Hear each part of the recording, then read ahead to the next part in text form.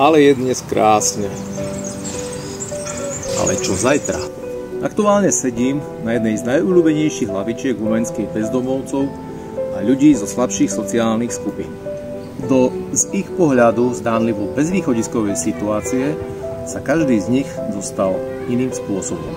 S mnohými z nich som prehodil pár slov a častokrát počul odpoveď.